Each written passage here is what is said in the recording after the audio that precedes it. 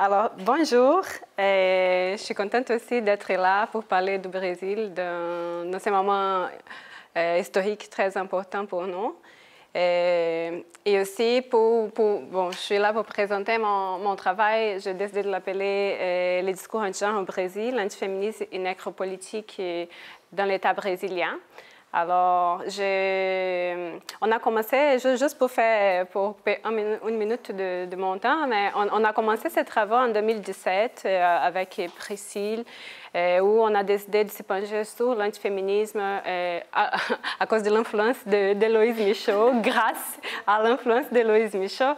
Et on a commencé à penser, on entendait beaucoup parler de l'antiféminisme et au Brésil, tant au Brésil qu'en Colombie, on pensait, ben, on a la même chose chez nous, mais on ne voit pas de la même façon. Alors, on commence à développer. Et là, on a fait un travail sur l'idéologie de genre comme un dispositif antiféministe. Et de là, on a développé à Paris, où on fait une table ronde aussi. Et maintenant, c'est déjà la troisième année. Et ça, c'est devenu mon sujet de recherche. Il n'était pas, je travaillais sur l'égalité de genre aux Nations Unies.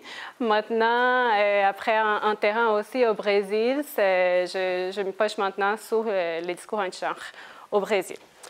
Alors, aujourd'hui, je vais vous présenter des résultats de ces réflexions qu'on a construites, que moi je construis au fil du temps. Et pour faire ça, je vais juste donner des définitions très, très rapides des concepts parce que je ne sais pas si tout le monde est familier ou pas. Alors, on va parler ici d'antiféminisme, qui, grosso modo, on peut dire que c'est un contre-mouvement aux actions et contre-mouvement d'action et de pensée qui s'oppose au féminisme. Et là, on peut dire que c'est un mouvement qui vise à délégitimiser les demandes féministes. Alors, on va aussi, aussi bloquer les avancées par rapport à l'autonomie et la liberté des femmes. Grosso modo, ben, comme Francis l'a dit, plusieurs personnes ici ont beaucoup écrit, alors c'est vraiment grosso modo que j'ai dit à propos de ça. Et quand je parle sur les discours anti-genre, et après, à la fin, on pourrait revenir pourquoi j'ai décidé de parler des discours anti-genre et pas nécessairement directement d'antiféminisme pour parler du Brésil. Et ces discours-là, on peut voir comme un genre de matrice idéologique que les gens conçoivent les genres en tant qu'une matrice idéologique qui est un instrument de domination. Alors, qui aurait comme motivation la proposition des réformes éthiques et sociales abominables. Mais qu'est-ce qu'on veut dire par abominable? Ça veut dire, comme Kawar et Patermot, ils disent, ça veut dire toutes les demandes relatives aux droits sociaux, à l'égalité de femmes, à l'égalité de genre, aux droits sexuels et reproductifs, tout ça sont supposément les discours anti-genre. Les discours anti-genre, ça va se pencher sur ces discours comme si ce ne sont pas des changements sociaux qui ces groupes conservateurs, surtout, ils veulent. Alors, on va faire un discours anti-genre avec aussi l'objectif de légitimiser et de stigmatiser tous les luttes et les savoirs des groupes minoritaires. C'est très important de dire que ça se nourrit dans un sens commun sexiste, lesbophobe, LGBTphobe et misogyne. Tous ces discours, c'est comme ça que ça se nourrit. Il produit, ça c'est important de dire, une nouvelle rhétorique audible dans l'espace démocratique. Et ça, c'est vraiment des discours anti-genre, ils vont être répandus vraiment à un grand nombre dans les sociétés. Alors, pour faire ça, je vous propose aujourd'hui de présenter une brève analyse de l'évolution des discours anti-genre dans l'État brésilien depuis 2003. Je propose aussi de penser les discours anti-genre au-delà de l'idéologie de genre. Parce que quand je fais la revue de littérature au Brésil et même en Amérique latine, quand on va parler de discours anti-genre ou quand on va parler d'antiféminisme, on se penche toujours sur l'idéologie de genre. Et moi, en 2009, je travaillais sur l'homophobie, c'était ça mon sujet de recherche. Et là, j'ai vu que les discours anti-genre, il était déjà. Alors, mon intention aujourd'hui, c'est vraiment vous présenter la transformation des discours qui avant, c'était spécifiquement anti-gay et pro-famille, Et là, il va devenir explicitement un discours anti-genre et par rapport aussi à l'idéologie du genre et un discours explicitement antiféministe. Alors, et pour ça, je propose à la fin l'articulation théorique et conceptuelle entre antiféminisme et nécropolitique comme une perspective qui sera capable de comprendre les spécificités du Brésil. Parce que je ne pense pas qu'on peut parler du Brésil ou d'un phénomène comme les discours, la croissance des discours anti-genre sans parler d'une question de race. Et là, j'ai décidé d'utiliser la nécropolitique pour pouvoir en parler. Juste rapidement, les contextes politiques du Brésil maintenant. En 2018, la Constitution citoyenne qu'on a dit, elle a fêté ses 30 ans. Et là, cette Constitution, elle est vraiment importante parce qu'après une période dictatoriale, c'était elle qui a rétabli les droits sociaux et civils au pays. Et à ce moment-là, c'était aussi le moment d'élection de Jair Bolsonaro comme président du pays. Je ne vais pas parler trop de lui, je ne pense pas que ça mérite, mais ça veut dire que c'est vraiment la montée d'un discours anti-genre, anti-féminisme, mais surtout anti-droits humains et anti les demandes féministes spécifiquement. Et là, en 2019, comme Queiroz il dit, on a les congrès les plus conservateurs des derniers 40 ans. Alors, après la période dictatoriale, c'est aujourd'hui qu'on a les congrès les plus conservateurs. Ça veut dire que dans ces contextes, toutes les questions par rapport aux droits droits humains, droits des femmes, diversité sexuelle, égalité raciale, ils vont être vus, ils vont être par une grande partie de ces groupes conservateurs comme une idéologie de gauche. Alors, c'est quelque chose qu'il faut enlever de contexte. Et là, ce que j'apporte aujourd'hui, c'est que je pense que les discours anti-genre, ils sont vraiment ancrés dans un discours anti-droits humains. C'est pour ça que je parle des années 2000. Les années 2000, ils ont été une époque où la discussion des droits humains, la promotion et la garantie des droits humains, elle est devenue un plan de gouvernement. À l'époque des gouvernements Lula, ça avait déjà commencé dans les gouvernements Cardoso, comme par exemple la construction d'un plan national des droits humains, un secrétariat des femmes, la construction de conférences pour discussion avec la société civile par rapport au combat à la discrimination et aux droits des personnes LGBT. Alors, c'était vraiment un moment où la discussion des droits humains, elle prenait place. Et là, c'est ça. Comme j'ai dit avant, ces groupes conservateurs, pour ces groupes-là, ça signifie une menace. Alors, une menace à la société. Et c'est alors, dans ces moments, que c'est un moment privilégié pour commencer toutes les constructions des discours anti-genre et après, par rapport à supposée idéologie de genre. Alors, pour parler du Brésil aussi, c'est important de parler de la relation entre l'État et la religion. Alors, quand l'État et la religion s'unissent au Brésil, c'est supposément pour la défense de la famille et de la vie. Pour moi, ça, c'est vraiment une arme politique. Je vais vous apporter juste quelques petits exemples. Par exemple, en 2003, le Front parlementaire évangélique, il a été créé. Aujourd'hui, il compte avec à peu près 200 parlementaires au Congrès national.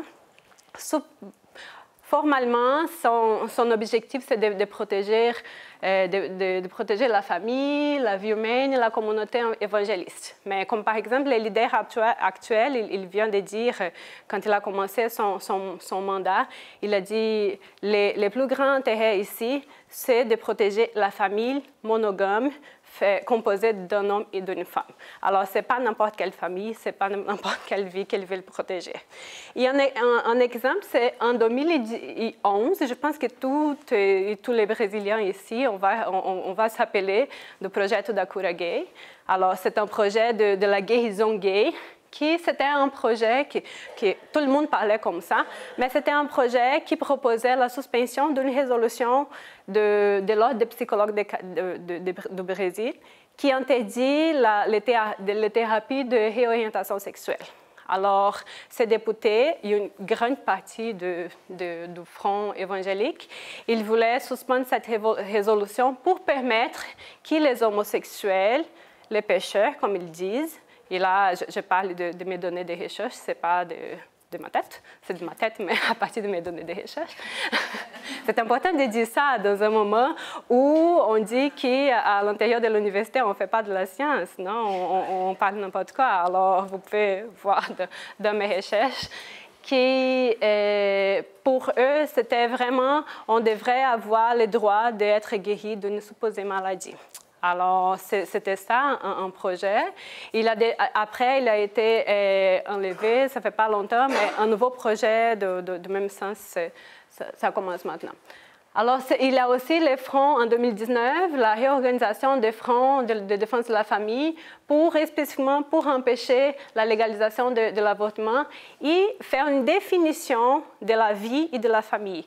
Alors là, il propose un changement dans la Constitution de concept de vie et un statut de fœtus, par exemple. Alors tout ça pour dire que c'est vraiment des entreprises pour définir qu'est-ce que ça veut dire la vie, et la vie, ça veut dire la vie de fœtus. Alors, ce sont vraiment des barrières posées contre les possibles droits de l'avortement, qui au Brésil, c'est encore interdit.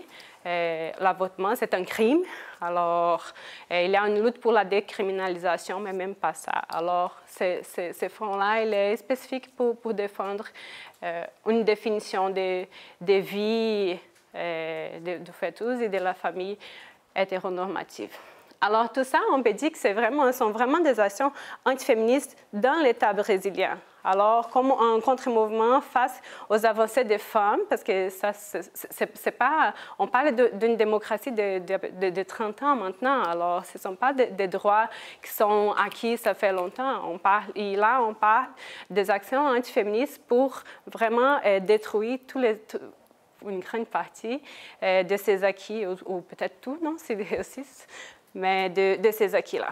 Alors, et c'est important de dire que tout ça sont des instruments de manipulation de l'opinion publique. Comme je dis, tout le monde, tous et toutes les Brésiliens ici, on a déjà entendu parler. Alors, ce n'est pas quelque chose qui reste restreint à l'intérieur du Congrès national. C'est vraiment un travail de manipulation populaire. Alors, après ça, je pense qu'on peut parler, dans la première décennie des années 2000, les grandes menaces, les grandes paniques morales, c'était par rapport à la menace de la dictature gay. Parce qu'ils parlaient trop par rapport à la défense des droits des personnes LGBT. Alors, une grosse menace de la dictature gay, elle est arrivée.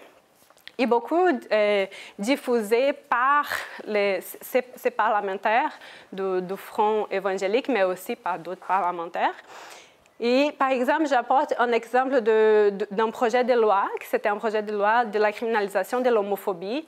Et là, ces parlementaires, ils faisaient les actions pour réussir à enlever ces projets, parce qu'ils disaient que c'était les projets, la loi de Bayongel. Alors, comme ça, les arguments pour délégitimiser ces projets, c'était de dire que ça allait à l'encontre des privilèges.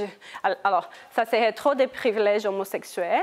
Et ça aussi, ça représentait une violation des droits d'expression des personnes qui ne sont pas d'accord avec les pratiques homosexuelles. Alors, avec un discours vraiment libéral de liberté individuelle, il voulait détruire un projet de loi qui visait la criminalisation de l'homophobie. Il y a eu aussi déjà en 2011, mais très important et vraiment très influencé par ce discours de la dictature gay, toutes les questions par rapport à un projet École sans homophobie. C'était un projet qui visait la discussion des droits des personnes LGBT et contre la discrimination motivée par identité de genre et sexuelle en général. Et là, j'apporte juste un exemple de Bolsonaro. À l'époque, il était un député. et qui représente beaucoup les discours contraires, les discours anti-genre et anti-féministes contraires à ces projets-là. Et Bolsonaro, il disait qu'à travers les mensonges de travailler au combat de l'homophobie, ils sont en train d'encourager l'homosexualité et ils veulent ouvrir la porte à la pédophilie. Alors, on voit vraiment que ça, comme j'ai dit avant, en parlant de la conception des discours anti-genre, c'est vraiment la déformation de la discussion pour pouvoir délégitimer les avancées. Alors, en 2010, c'est là quand on commence à écouter par rapport à toute la menace maintenant, le grand ennemi, ça devient l'idéologie du genre. Et là, je pense qu'on peut parler de discours anti-genre et de l'antiféminisme explicite. Priscille, elle va parler un peu plus après de qu'est-ce que c'est l'idéologie de genre. Mais on peut penser, grosso modo, on dit qu'à peu près 2004, au Vatican, ça commence tout un travail de démonisation du genre, en disant que ça, c'est un instrument de...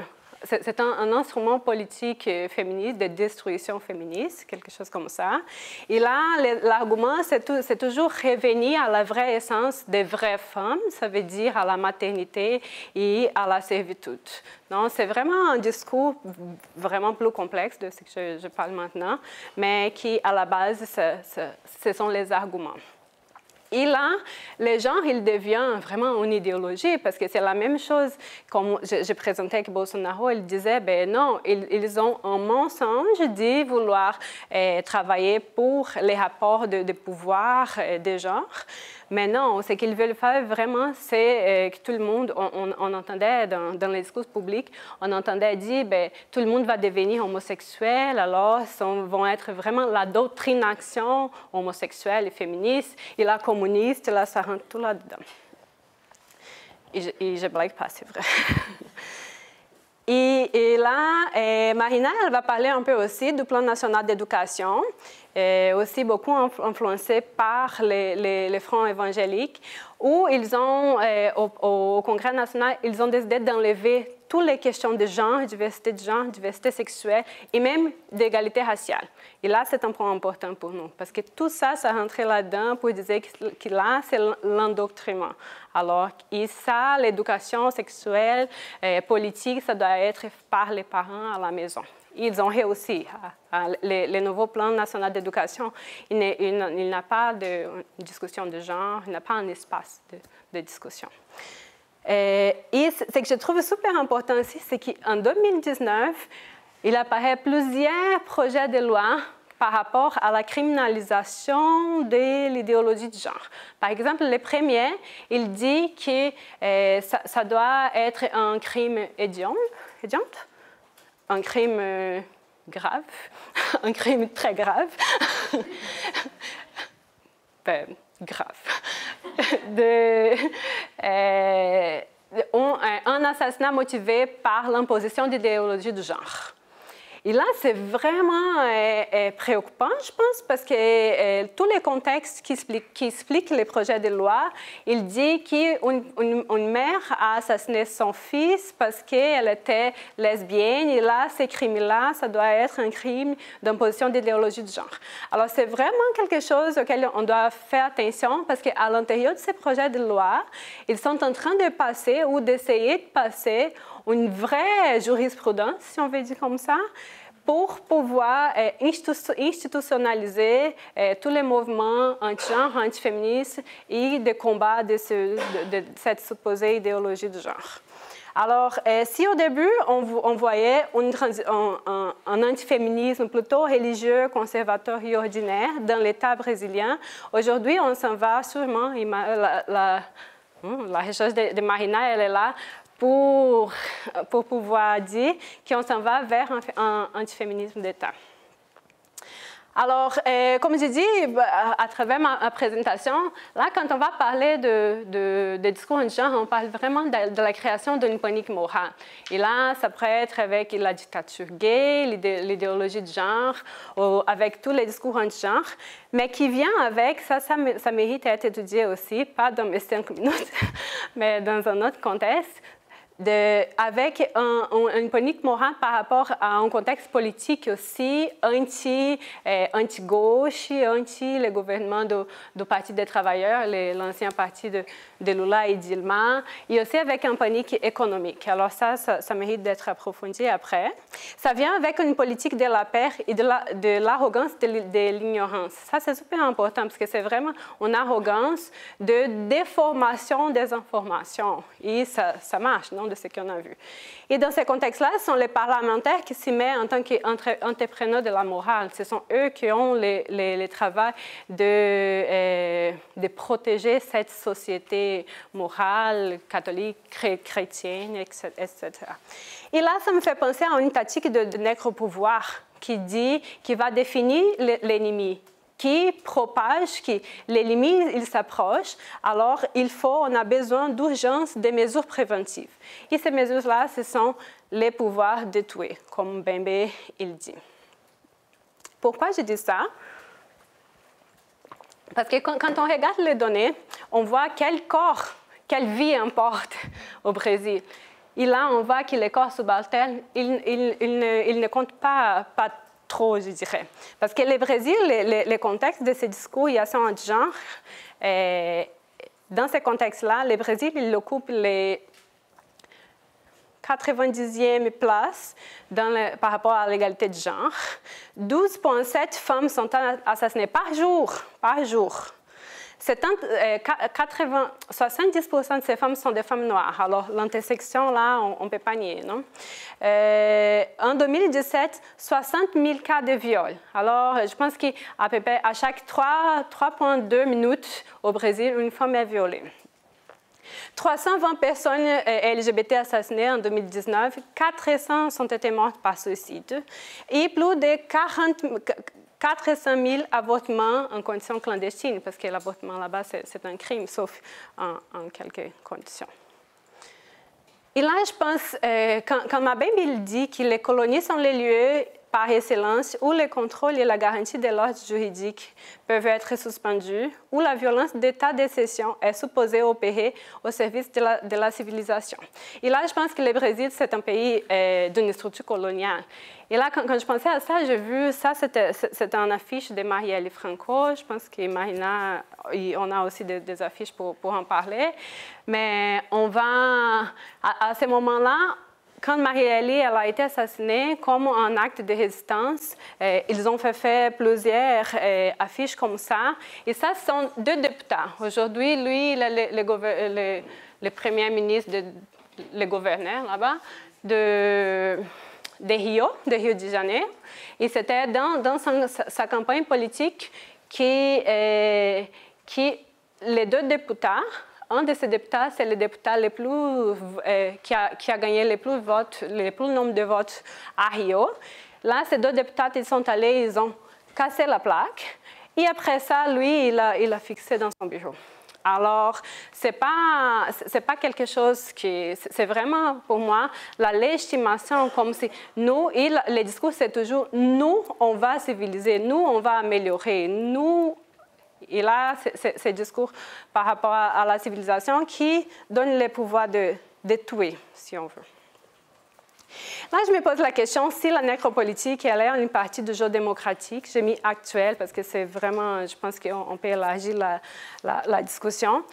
Et quand je pense à ça, je pense à la naturalisation de la violence, la détruction des autres qui ne partagent pas la même identité, comme la différence qu'ils font, eux, Marielle, les gens pro-Marielle et nous.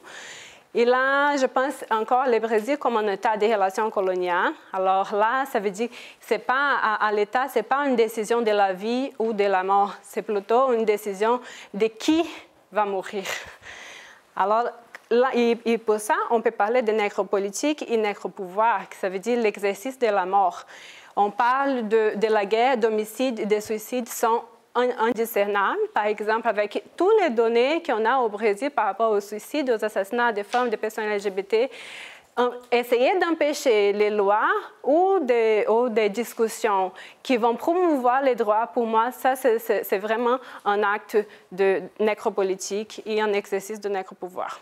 Alors, c'est comme si avec ces rapports d'inamitié tous ceux qui ne sont pas mes amis, ne sont pas avec nous, ne partagent pas de mes croyances, ils ont vraiment les droits de tuer.